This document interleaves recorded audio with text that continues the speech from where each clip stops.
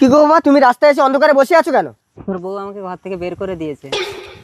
চলো তো কই দেখি, ওর একদিন কি আমার একদিন। স্নেহা, হ্যাঁ বলো। তুমি বাবাকে ঘর থেকে বের করে দিয়েছো? ঠিক করেছি। ঠিক করেছো?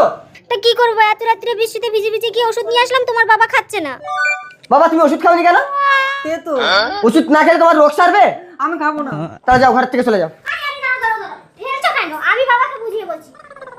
দাও বাবা, ওষুধটা খেয়ে নাও তো। হ্যাঁ খাচ্ছি, তোমরা যাও। পিছে দেখো।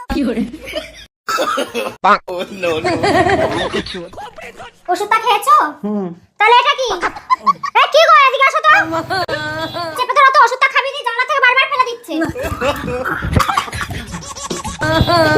কই হা করো তো।